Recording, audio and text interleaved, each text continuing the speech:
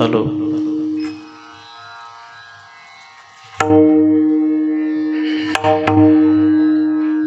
आम्हा हरीच्या दासा काही, आम्हा हरीच्या दासा काही भय नाही त्रैलोकी. देव उभा मागे पुढे उगवी कोडे संकट. जैसा केला तैसा होय, जैसा केला तैसा होय धावे सोय धरोनी. देव उभा मागे पुढे उगवी कोडे संकट. तुका म्हणे असो सुखे, तुका म्हणे असो सुखे गाऊ मुखे विठोबा. देव उभा मागे पुढे उगवी कोडे संकट. विठ्ठल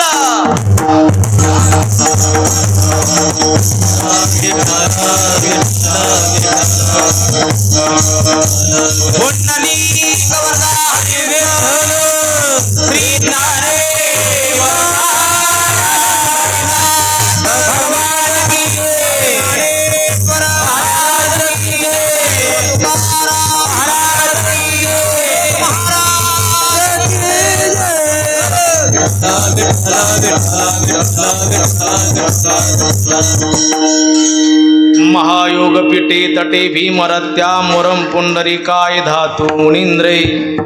समागत्य तिष्ठन्तमानंद कंदम परब्रह्मलिंगम भजे पांडुरंगम. पांडुरंगा करू प्रथम नमन, दुसरे चरणा संताचिया. त्यांच्या कृपादानी कथेचा विस्तारू, बाबाजी सद्गुरुदास तुका. ज्ञानेशांचे ज्ञान मूर्ती, साक्षात प्रेम स्वरूपिणम.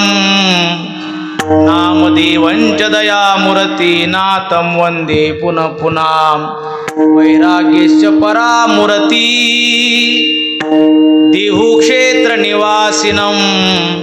तुकाराम महाराष्ट्रम भक्तराज चतुष्टकम तेयं सदा परिभवग्नमभीष्टदोहं तीर्थास्पदं शिवविरिञ्चुनुतं शरण्यं भृत्यार्तिहं प्रणतपालभवाब्धिपोतं वन्दे महापुरुषते चरणारविन्दं योऽन्तप्रविश्य मम वाचमिमां प्रसुप्तां सञ्जीवयत्यखिलशक्तिधरस्वधाम्नाम् अन्यांश हस्तचरणश्रवणत्वगादीन् प्राणान् नमो भगवते पुरुषाय तुभ्यं कलावज्ञजीवोधरार्तावतारं कलङ्काङ्कतेजोधिकामोधिवक्त्रं कलानीशवादापनोदारदीक्षं समाधिस्तमूर्तिं भजे ज्ञानदेवं नमो सद्गुरु तुकया ज्ञानदीपा नमो सद्गुरु सच्चिदानंदरूपा नमो सद्गुरु भक्त कल्याणमूर्ती नमो सद्गुरु भास्करा पूर्ण कीर्ती सेवे लागी सेवक झालो सेवे लागी सेवक झालो सेवेला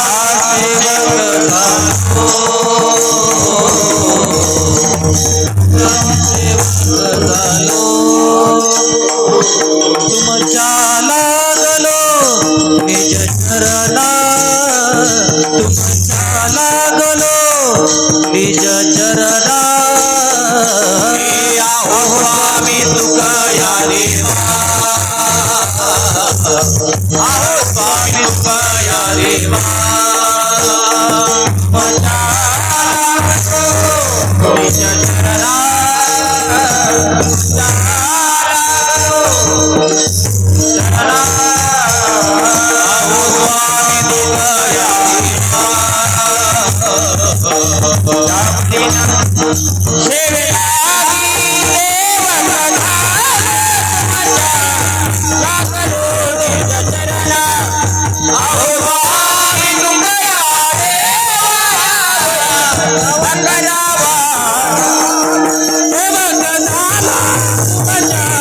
लागलो निज चरणा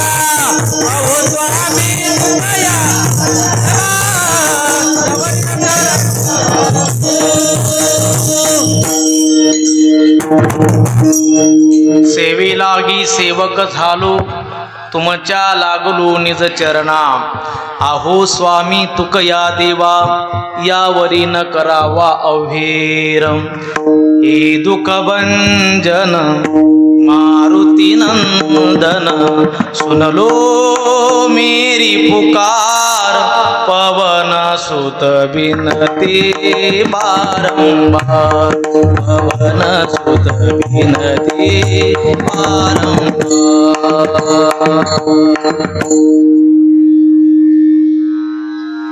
आम्हा हरीच्या दासा काही भय नाही त्रैलोकी देव उभा मागे पुढे ओगवी कोडी संकट प्रस्तुत प्रसंगी भगवान परमात्मा तथा ज्ञानराज माऊली जगद्गुरु तुकोबाराय यांच्या चरणसेवेसी घेतलेला अभंग श्री संत जगद्गुरु जगद्वंदनीय श्री जगद्गुरु तुकोबाराय यांचा 4 चरणाचा अभंग असून या अभंगाद्वारे श्री जगद्गुरु तुकोबाराय भगवान परमात्म्याची सेवा केल्याच्या नंतर आमच्या जीवनामध्ये काय लाभ झाला याचं प्रतिपादन करतात. विठ्ठल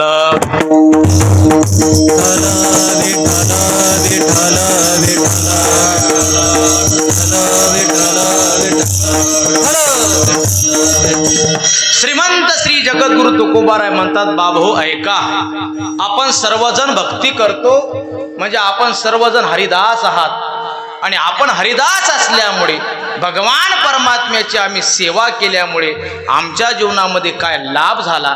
महाराज म्हणतात सगळ्या जगाच्या पाठीमागं लागलेली भीती, ते भय, ते मात्र आम्हा हरिदासांना नाही. काही साधकांनी प्रश्न केला, महाराज तुम्हाला भीती नाही म्हणजे या लोकात भीती नसेल? महाराज म्हणतात या लोकात काय, आम्हाला तिन्ही लोकांमध्ये कसल्याही प्रकारची भीती नाही. आम्हा हरीच्या दासा काही भय नाही त्रैलोकी. का बरं भीती नाही महाराज? साधकांनी प्रश्न केल्याच्या नंतर जगद्गुरु तुकोबाराय म्हणतात भगवान परमात्म्याची सेवा केल्यामुळे तो भगवान परमात्मा आमच्या पाठीमागे आणि पुढे उभा राहतो. देव उभा मागे पुढे उगवी कोडे संकट. आणि असा असणारा भगवान परमात्मा आम्ही हरिभक्तांनी, आम्ही दासांनी जसा केला तसा होतो. जैसा केला तैसा होय धावे सोय धरोनी. देव उभा मागे पुढे उगवी कोडे संकट. आणि अशा भगवान परमात्म्याची आम्ही सेवा करत असताना, आम्ही त्याचं नामचिंतन करत असताना, आम्ही त्याचं नामचिंतन दुःखात करतो, यात नवल नाही. मग भगवान परमात्म्याने आम्हाला सुखात ठेवल्यामुळे आता मात्र आम्ही त्याचं चिंतन करतो. तुकाराम महाराज म्हणतात, तुका म्हणे असो सुखी गाऊ मुखे विठोबा. देव उभा मागे पुढे उगवी कोडे संकट. विठ्ठल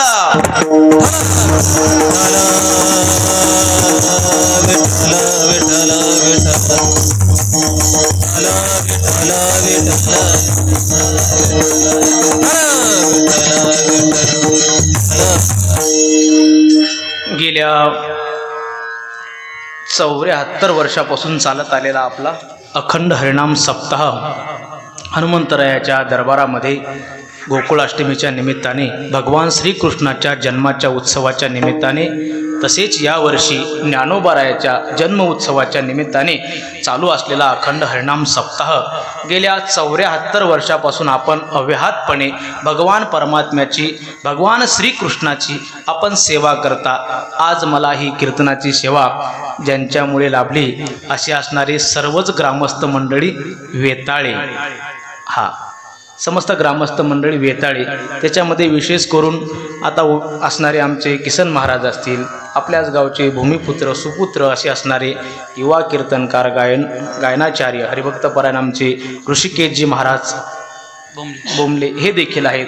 तसेच आमचे हरिभक्तपरायण सुंदर कीर्तन करतात, प्रवचन करतात असणारे गणेश महाराज खंडागळे, सर्व साधकावरती, सर्व महाराज मंडळीवरती सर्वांचं प्रेम आहे आणि सर्व महाराज मंडळींना बरोबर दोरीत आखणारे असे असणारे आमचे नवनाथ महाराज हे देखील आहेत.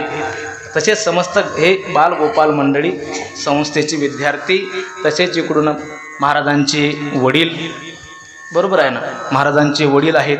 तसेच आमचे विनेकरी बाबा, जवळचे टाळकरी बाबा आणि सुंदर असे चोपदार, माझ्या कीर्तनासाठी उपस्थित असणारे माझे परममित्र हरिभक्तपरायण, माझे बंधू असणारे आमचे हरिभक्तपरायण बाळासाहेबजी महाराज चोपडे शास्त्री हे देखील उपस्थित आहेत. आणि तसेच आमचे पांडुरंगजी महाराज काळे हे देखील उपस्थित आहेत. तसे रंगाने गोरे आहेत पण अण्णावानी काळे असे असणारे पांडुरंग महाराज काळे हे देखील उपस्थित आहेत. तसेच माझ्यासोबत आलेले खेडवरून आमचे नंदूभाऊ सांडबोर हे देखील उपस्थित आहेत. तसेच हे जुने जुने जाणते बाबा आहेत, हे सर्व वारकरी मंडळी. तसेच माझ्यासोबत असणारे, मी ज्यांच्यासोबत असतो असे असणारे आपल्याच तालुक्याचं भूषण, चाकणगावची आन बान शान असे असणारे आमचे आदिनाथजी महाराज गोरे. आपण गेल्या बरेच वर्षापासून त्यांची थाप ऐकतो आणि त्या थापेवरती आपण सर्वजण डोलत असतो असे असणारे आमचे हरिभक्तपरायण युवा कीर्तनकार ते पण आहेत बरं का, आदिनाथजी महाराज गोरे. आणि आम्ही ज्यांच्या जुन्या चाली ऐकून बऱ्याच चाली बसवल्यात, पण आता आम्ही चाली बसवल्यात, आम्ही त्या चाली आता उभ्यानी म्हणतो, पण असे ज्यांच्या चाली ऐकल्यात असे असणारे आमच्या गारगोटे बाबा हे देखील आज खाली बसले. काल उभे होते, त्याला वाटलं आज वाघाचं कीर्तन आज खालीच बसावं.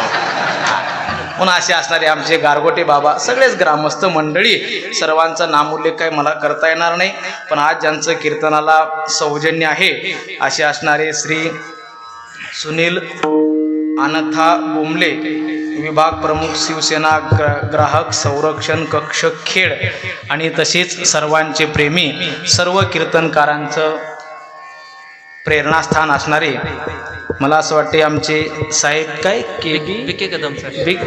विके कदम साहेब. हा बिके का हो. हा बिके साहेब कदम हे देखील उपस्थित आहेत. तसेच ते सुंदर जर कीर्तन झाल्याच्या नंतर ते सुंदर निवेदन देतात. त्यांचं नाव मला माहीत नाही पण सुंदर बाबाजी शेठ.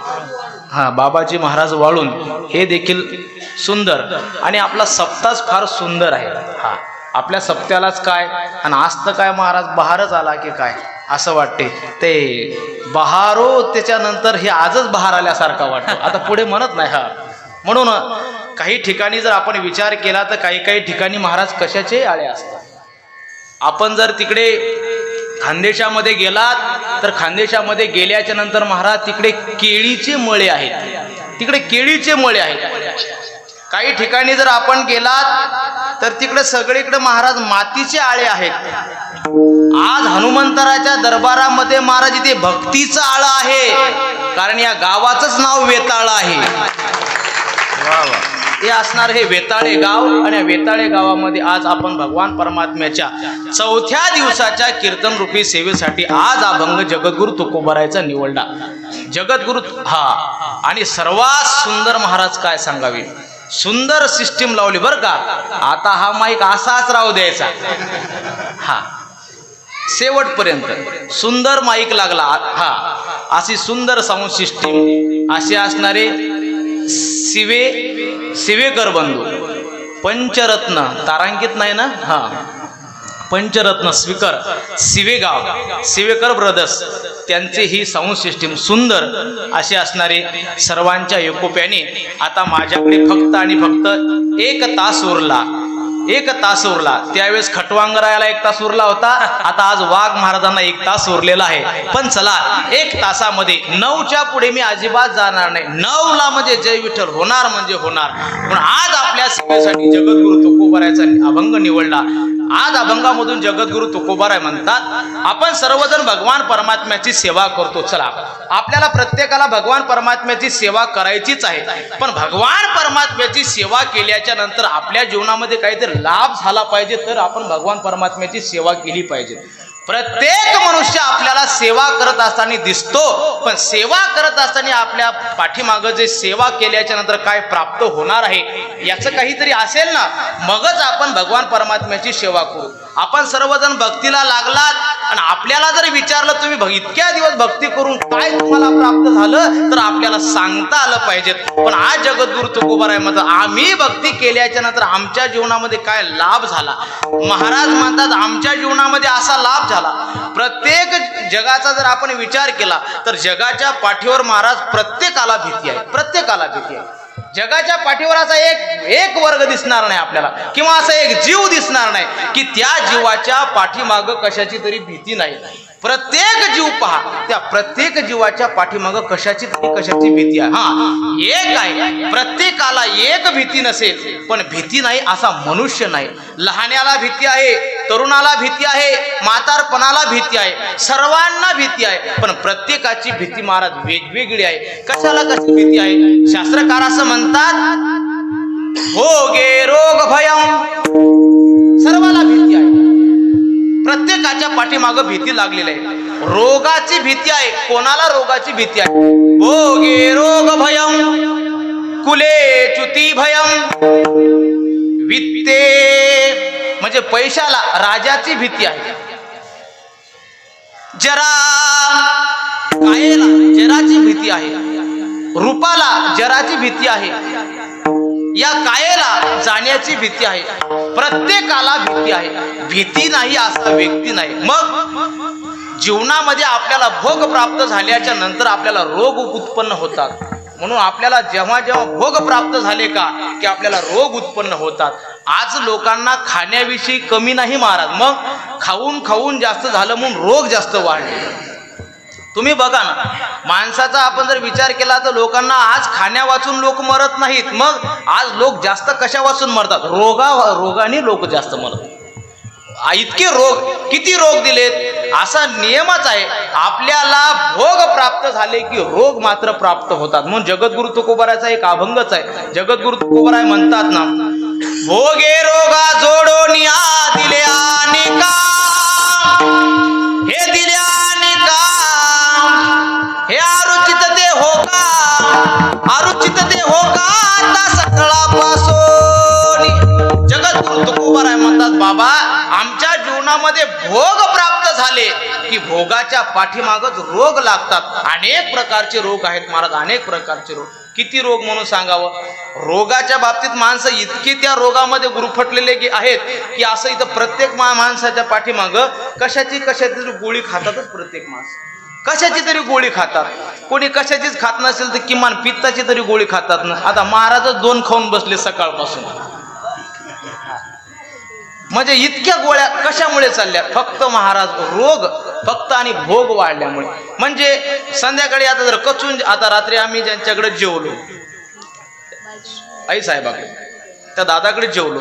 आता एवढं जेवण केल्याच्या नंतर, चांगलं प्रेमाने जेव घातल्याच्या नंतर, तुम्ही सांगा जर रात्री जर जेवण केलं, फुल जेवण केल्याच्या नंतर सकाळी जर पचनच झालं नाही तर मग गोळ्या खाल्ल्याशिवाय काय पर्याय आहे?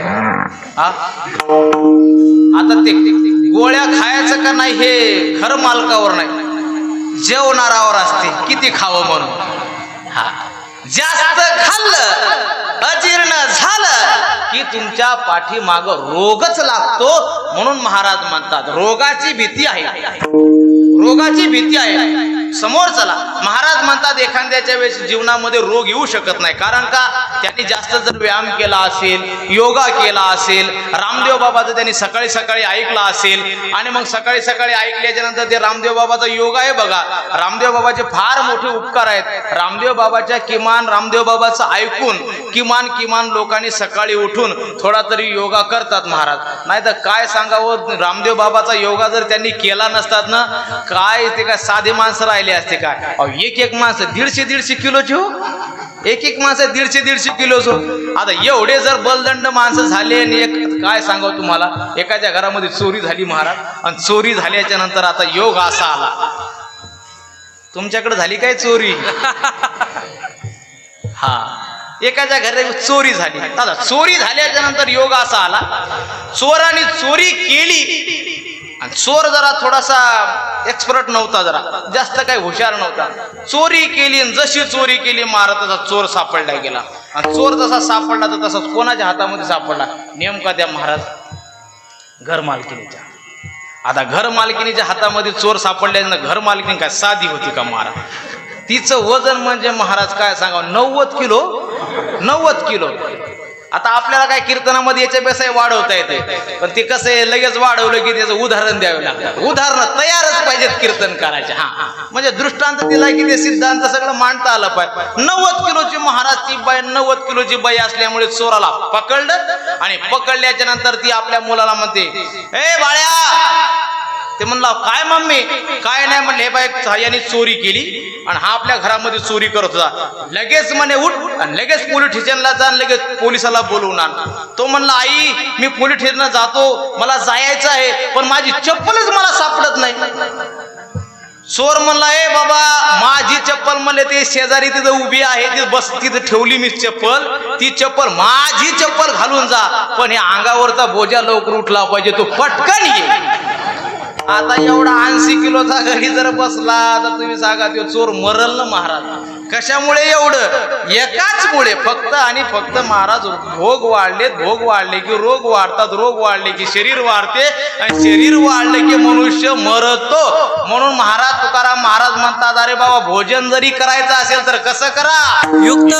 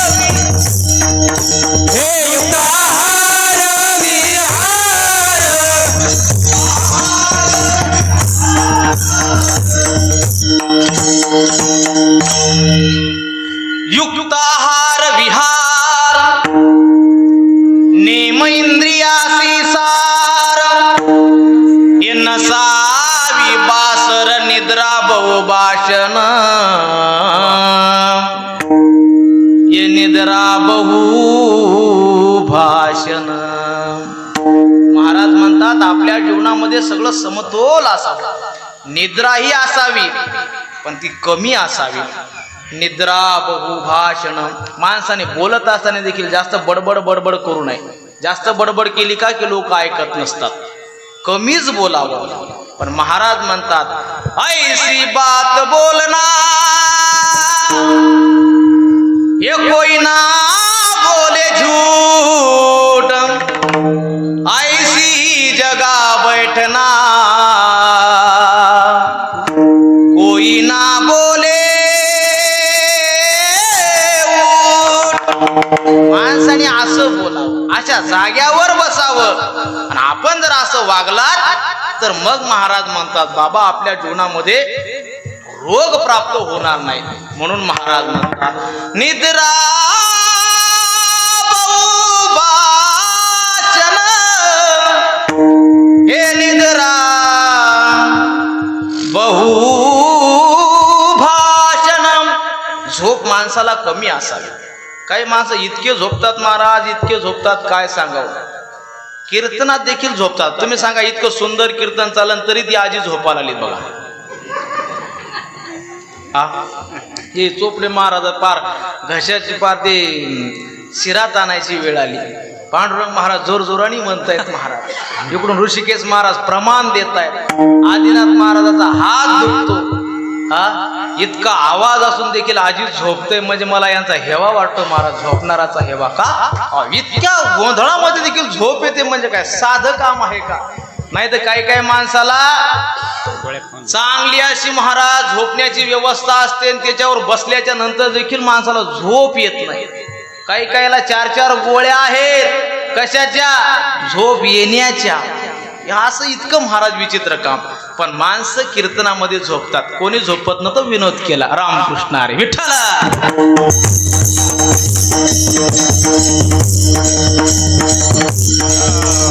म्हणून जीवनामध्ये भोग वाढले की माणसाच्या जीवनामध्ये रोग वाढतात आणि रोग वाढले की माणसाचं जीवन जाऊ शकते.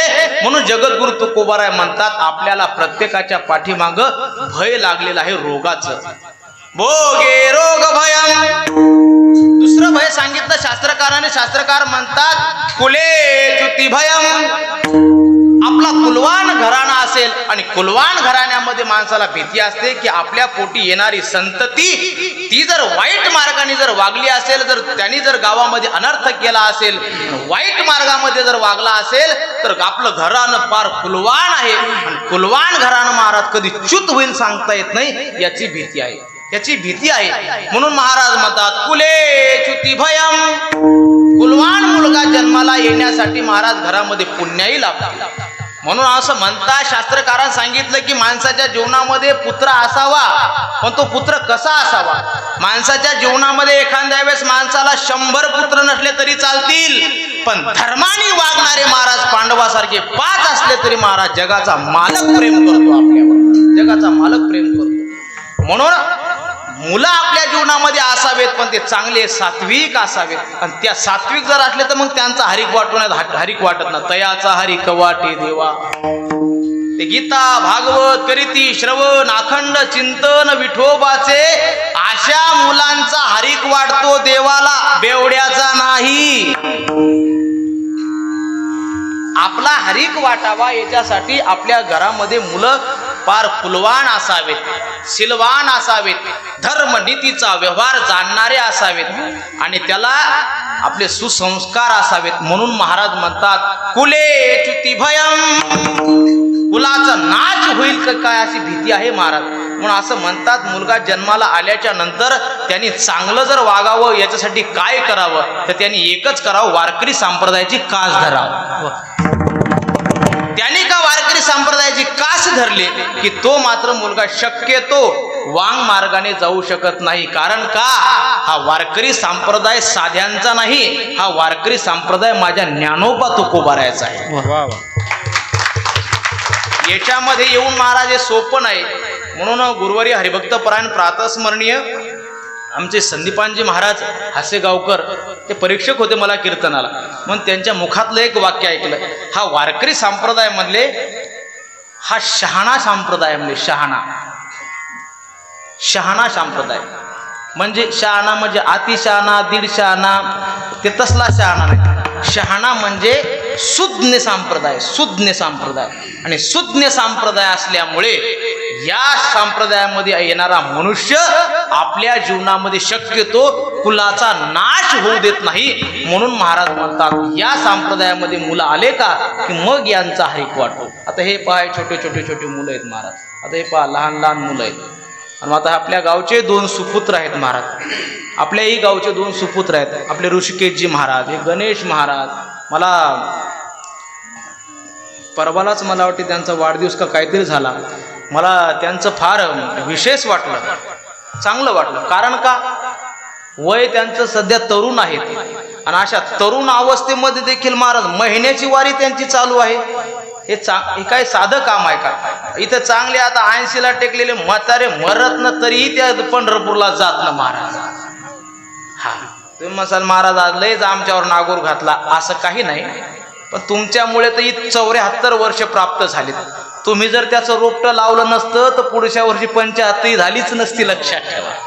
हा म्हणून हे जे सामान्यवर जे काही वयस्कर आहेत, जे ज्येष्ठ मंडळी आहेत, त्यांनी पहिल्या वर्षापासून तर 74व्या वर्षापर्यंत सप्ताह आपल्या हातात दिला आणि त्यांनी आपल्या हातात दिल्यामुळे आपण पुढच्या वर्षी 75वं वर्ष पूर्ण करतो.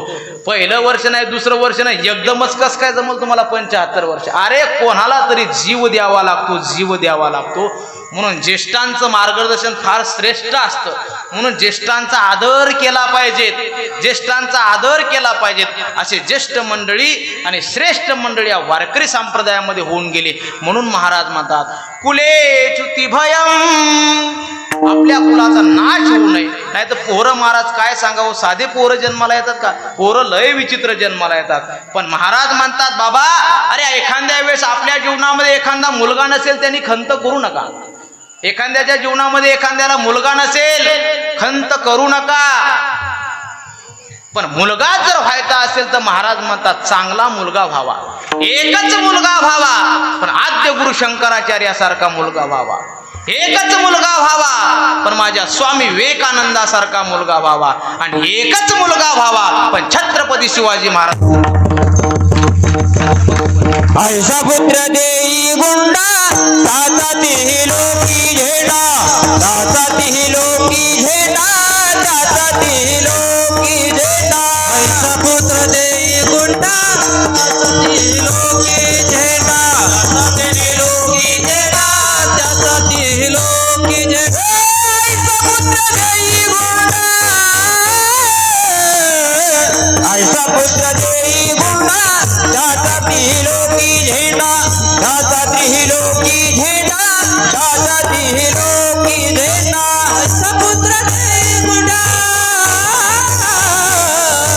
ऐसा पुत्र देई गुंडा ताता तिही लोकी झेडा, ताता तिही लोकी झेडा, ताता तिही लोकी झेडा.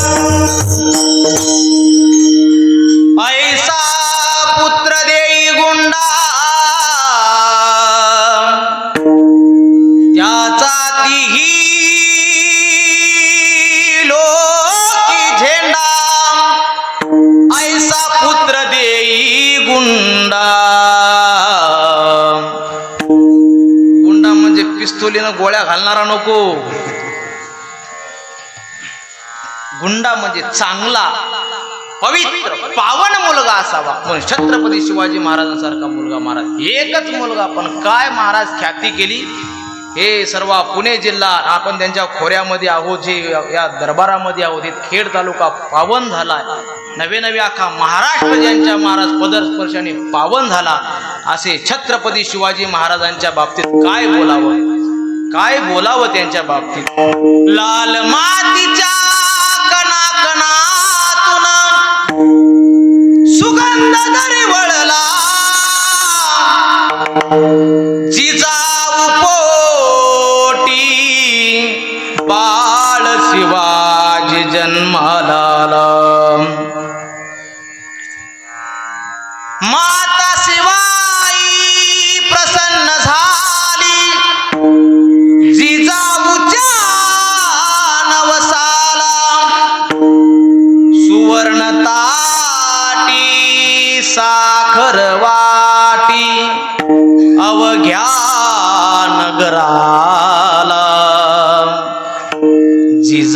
पोटी बाळ शिवाजी जन्माला आला. काय केलं छत्रपती शिवाजी महाराजांनी? महाराज महादेवाच्या पिंडीवरती शपथ घेतली जाने, शिवशंभूच्या लिंगावरती हे रक्त टिळा लाविला, जिजाऊ पोटी बाळ शिवाजी जन्माला आला. छत्रपती शिवाजी महाराज की असा मुलगा जन्माला यावा. आणि असा जर मुलगा जन्माला आला तर मग काय पदच्युत होईल का? पदच्युत होणार नाही. म्हणून महाराज म्हणतात आपल्या जीवनामध्ये असे चांगले मुलं जन्माला यावे. म्हणून प्रत्येकाच्या पाठीमागं भीती आहे. म्हणून आपल्या जीवनामध्ये असे मुलं जन्माला यावेत. म्हणून एक सुभाषितकार सांगतात, शास्त्रकार म्हणतात आपलं घर कसं असावं. सा आनंदम सदनम सुतास सुदिया एकांतान दुर्भाषणी सन्मित्रम सुसुतम सती प्रियतमा भक्तिश्च नारायणे विद्वत्वं सुजनत्वं इंद्रियजय सत्पात्रदाने रती ते पुण्येन संसारिना दुर्लभः. संसारिकाच्या जीवनामध्ये 13 गोष्टी दुर्लभ सांगितल्या दादा. किती गोष्टी? 13 गोष्टी दुर्लभ सांगितल्या. कोणत्या कोणत्या? त्याचं घर सानंदम म्हणजे त्याच्या घरामध्ये कायम आनंद असला पाहिजे. कायम आनंद असला पाहिजे. सानंदम आपलं घर कसं असावं? सानंदम कायम आनंद असावा घरामध्ये. आणि घरामध्ये आनंद कधी येतो? सगळ्या माणसाचं मन एकत्र असलं की आनंद येतो महाराज. म्हणून सगळ्या माणसाचे मन एकत्र कधी येतील? भावाभावाचे मन एकत्र कधी येतील? चुलत्या पुतण्याचे मन एकत्र कधी येतील? एकच महाराज, फक्त आपापल्या प्रॉपर्टीवर कोणीही कोणा डोळा ठेवू नये. ज्या दिवशी तुम्ही, म्हणून असं म्हणतात वडिलोपार्जित प्रॉपर्टीवर ठेवू नका डोळा, एकत्र या, गोड बोला, मार्ग निघतील म्हणले 16, मार्ग निघतील 16. पण गोड बोलल्याने नाते संबंध बिघडण्याचे हेच मुख्य कारण. आपल्याच माणसाचे आपण का बरं केले वस्त्रहरण? म्हणून बहिणीकडे जात जा, भाऊजाईला मान द्या, सगळे नाते खुलवा आणि एकत्र राहा. कुत्र प्रामाणिक असलं तरी त्याला बोलता येत नाही. कुत्रा प्रामाणिक झाला तर त्याला बोलता येत नाही. माणसाचं मन मोकळं करण्यासाठी माणसाला जिवंत माणूसच लागतो, जिवंत माणूसच लागतो. म्हणून माणसाच्या जीवनामध्ये एकत्र येण्यासाठी माणसाने पवित्र वागलं पाहिजे.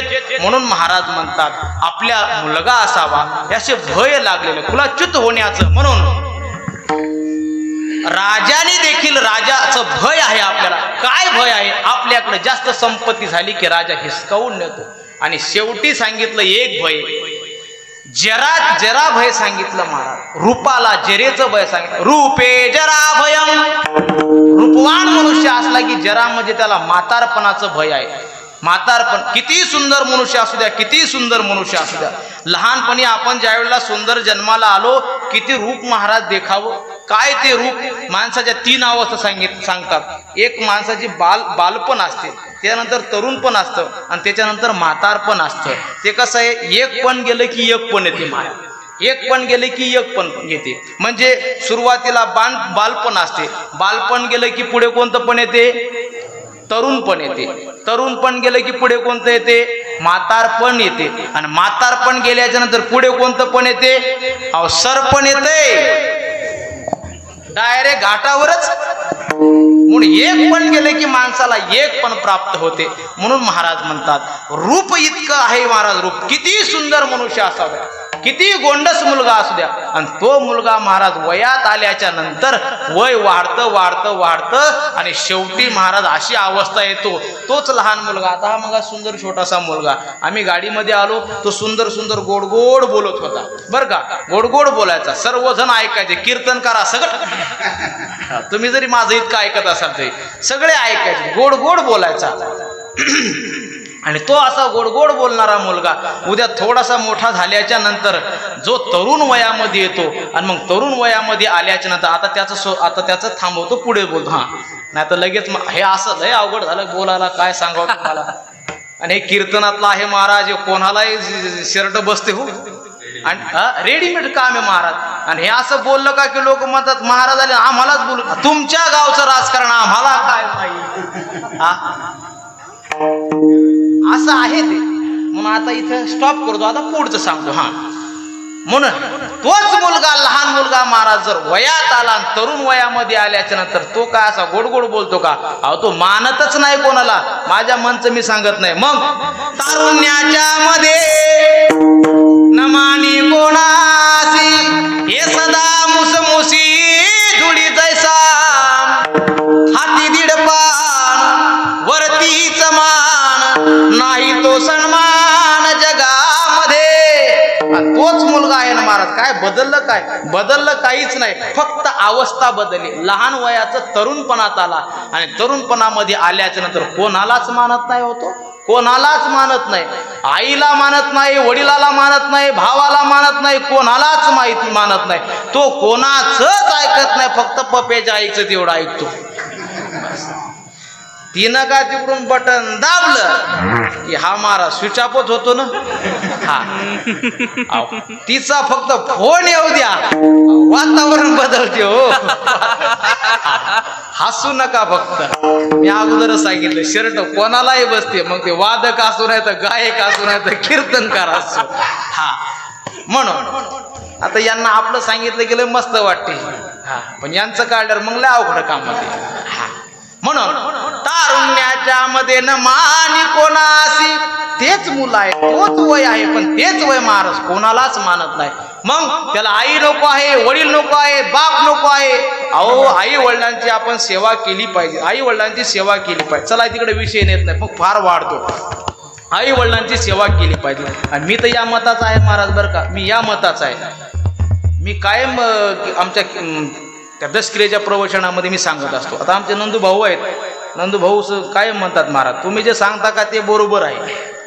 मी या मताचा महाराज आहे. कोणत्या मताचा? मी गेल्याच्या नंतर लयच मोठा महाराज आणायचा, आणि ते लय मोठा महाराज आणायचा, आणि या असं कीर्तन करा, तसं कीर्तन करा, एवढी साऊंड लावा, तेवढं सिस्टीम लावा. ते कधी गेल्याच्या नंतर नाही, जिवंत आहेत का तोपर्यंत सेवा करा. नंतर दशक्रिया काय आणि वर्ष श्राद्ध काय केलं नाही तरी चालेल, पण आहेत तोपर्यंत त्यांची सेवा केली पाहिजे. हे फार महत्वाचं आहे. आपल्याकडे तसं नाही. मग आपल्याकडे कसं झालंय महाराज, आहेत तोपर्यंत सेवा करत नाही, नंतर मग घाटावर फार फार मोठा बॉय फेसबुकचा आणतील, कुठे युट्यूबचा आणतील, कोणताही आणतील, आणि मग तिथं महाराज, मग तिथं गेल्याच्या नंतर, आणि मग ते जमत नाही ना हो. ते कसं आहे महाराज, ह्यात आहे तोपर्यंत सेवा करा. पहिल्यानं जिवंत असताना माणसाला काही द्यायचं नाही, आणि मग मेल्यावर हे जिंदे बाप को रोटी ना देवे, मरे बाप पचतैयो रामा, हे अडाणी दुनिया भजन बिना कैसी तरियो, मुठभर चावल डावे घर पे, कौवा बाप बुलायो रे, हे अडाणी दुनिया भजन बिना कैसी तरियो. अडाणी दुनिया आहे, भजनाशिवाय जमणार नाही. म्हणून महाराज म्हणतात हयात आहे तोपर्यंत करा. म्हणून मला सांगायचं हे आहे की कायेला देखील भीती आहे. मी आपल्याला हे सांगत होतो की रूप कितीही लहान असेल तरी ते रूप महाराज बदलत जाते, आणि एकदा बदलल्याच्या नंतर काय सांगावं, रूप इतकं महाराज भयाना इतक्या लवकर बदलल्या जाते. आता हे लहान मुलं आहेत, आता या मुलाच्या तोंडावर बघा, काही बिचाऱ्याच्यावर काही केस नाही, पांढरा नाही काळाही नाही, कोणताच नाही. हा असे पांढरा नाही काळा नाही, कोणताच नाही. आता या मुलांना कोणी एस टीमध्ये गेलं तर कोणीही जागा देते महाराज. मी पूर्वीच्या काळामध्ये बरं का गारगोटे बाबा, मी आपला एस टीनंच प्रवास करायचो. आता अशी टू व्हीलर घेतली, ते आता उगा जरा कीर्तनं थोडे थोडे वाढले म्हणून. हा, नाही तर आपल्याकडे ती पण नव्हती. हा, ते मग आता ते पूर्वीच्या याच्यामध्ये मी आपला एस टीनंच फिरायचो. मग एस टीनं फिरल्याच्या नंतर काय सांगावं, मग त्यावेळेस माझी दाढी आहे ना अशी मस्त अशी काळी भोर होती. आणि काळी भोर असल्याच्या नंतर त्याच्या अगोदर कोणी मला गेलं की म्हणायचं, ए बाळा ये बस जरा, ये बस, तुला जागा नाही का, बस बस बस. नंतर थोडीशी दाढी वगैरे यायला लागली. ते म्हणायचे, महाराज तिथं बसायचं का, म्हणले बसा बसा बसा. आता महाराज नाहीत मग काहीच नाहीत मत. आता पांढरी शिपत दाढी झाली, महाराज लगेच म्हणतात, काका या. कधी काका झालो हे कळालं देखील नाही महाराज. कधी दाढी पांढरी झाली काही कळालं नाही. आता बरेच काका म्हणजे आता 8-8 वर्षाची काका आहेत, इतके पांढरे केस झाले मुलांचे. हा, म्हणून मला हे बोलायचं आहे की माणसाचं वय कधी निघून जाईल सांगता येत नाही. नको आता ते माझ्यावरच येईल. हा, विठ्ठल विठ्ठल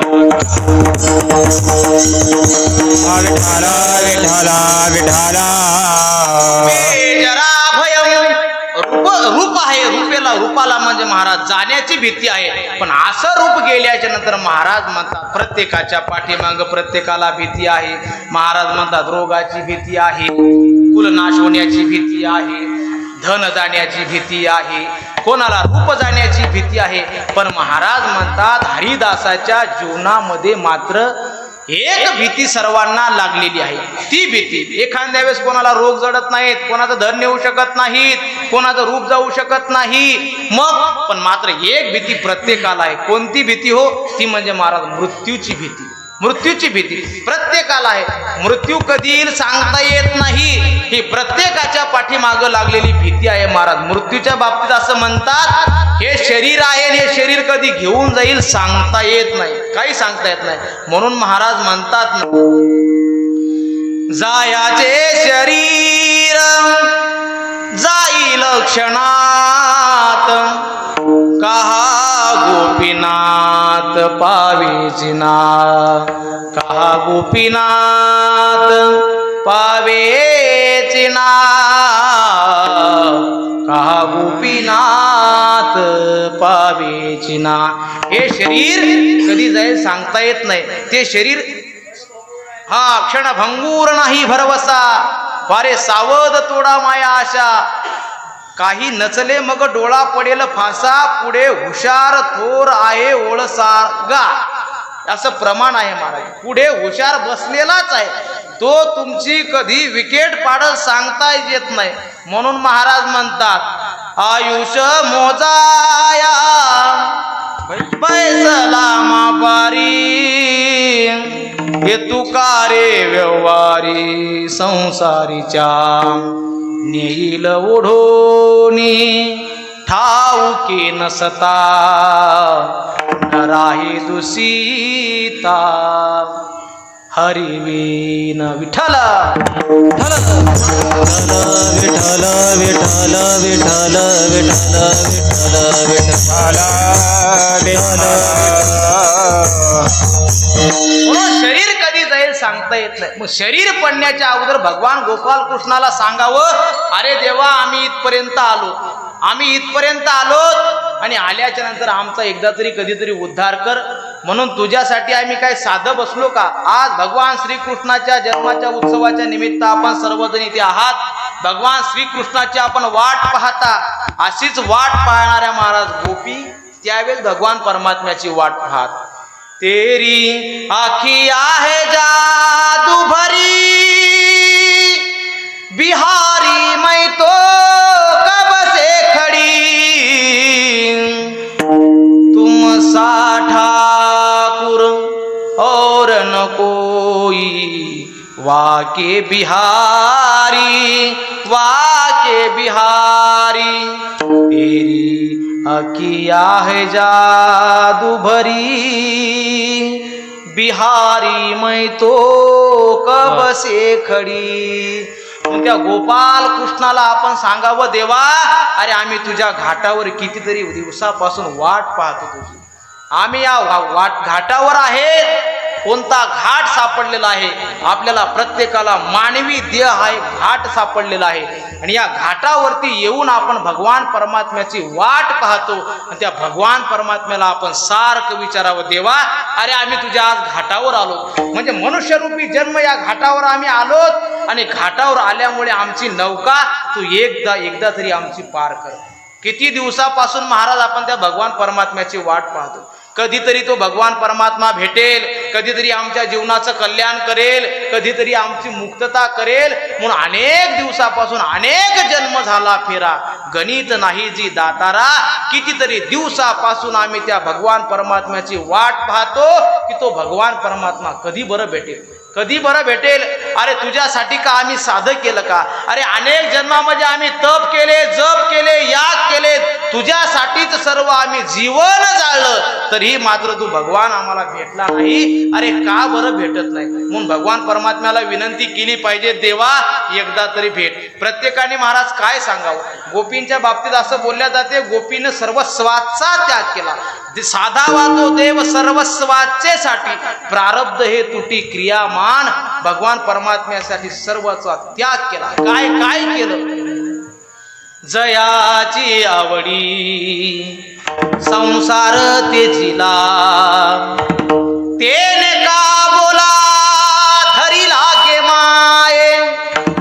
महाराज म्हणतात, जगद्गुरु तुकोबाराय म्हणतात, एखादी माता माऊली असावी आणि ती माता माऊली ज्यावेळेस पतिराजाच्या घरी आपला संसार थाटण्यासाठी जाते आणि संसार थाटता त्याचं सर्वस्व करावं आणि त्याच मालकाने जर त्याच्यासोबत आबोला धरला तर त्या माता माऊलीच्या जीवनामध्ये काय अर्थ आहे का?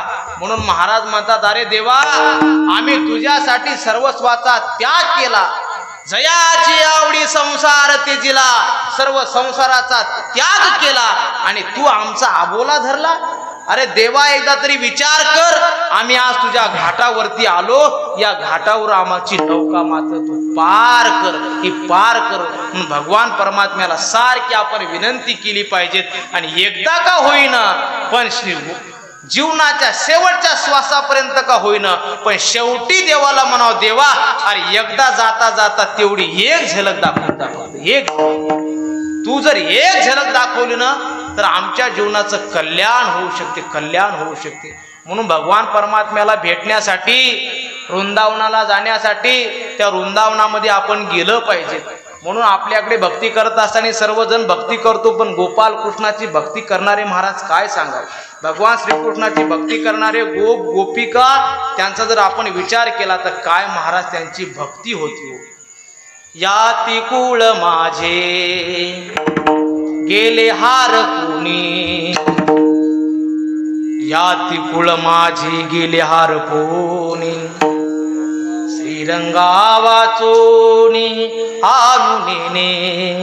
ती फक्त गोपीच म्हणू शकते महाराज. याती गेली, कुळ गेलं, धर्म गेला, सगळं गेलं महाराज, फक्त आणि फक्त देवासाठी, याच्यासाठी सर्वस्वाचा त्याग केला.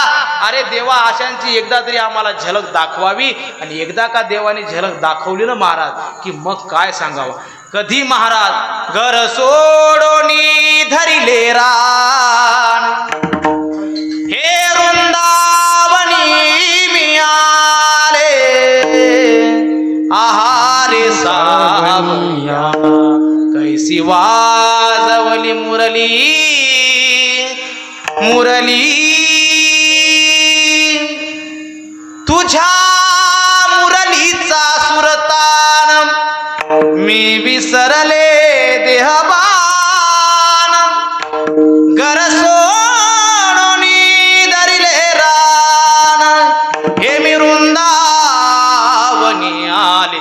म्हणून देवाला देखील आपण एखाद्याच विचार करावा, अरे देवा एकदा तरी मला तुझी ना खरोखर आम्ही एवढी सेवा करतो, आम्ही भक्ती करतो, तर भक्ती करत असताना कधीतरी एकदा आमच्या अंतकरणावरती देवाचं चरण कमल आपल्या अंतकरणावरती पडले पाहिजेत आणि मग देवाचा उद्धार होत असतो. म्हणून आपण भगवान परमात्म्याची सेवा केली पाहिजेत महाराज. आणि अत्यंत मनोभावी आपण सेवा कराल का? आणि अशी जर सेवा आपल्याकडून घडली ना तर महाराज म्हणतात आम्ही दास झालो आणि आम्ही भक्तीही केली, आम्ही सेवाही केली, पण आम्ही सेवा करत असताना मात्र आम्ही दासी भक्ती केली, दास्य भक्ती केली. आणि आपण काय एकदा दास्य भक्ती केली ना, भक्तीच्या शास्त्रामध्ये 9 प्रकार सांगितले, 9 प्रकार. आता 9 प्रकार सांगावं तर पहिल्या चरणावरच कीर्तन सुटण्याची वेळ दिसते मला. तिकडून आमचे काय आपले कोणते बीके कदम साहेब तिकडून माझ्याकडे पाहतील आणि म्हणतील, महाराज कालच्या महाराजांना मी फोन केला होता की 9लाच सोडला. त्यांनी बरोबर 9लाच सोडलं. मी आज तुम्हाला फोन न केल्यामुळे 9:30 केली ती काय 9:30 होऊ देणार नाही, म्हणून लक्षात ठेवा. म्हणून देवाला विनंती केली, पण अरे आम्ही तुझी भक्ती केली, पण भक्ती तशी नाही केली. मग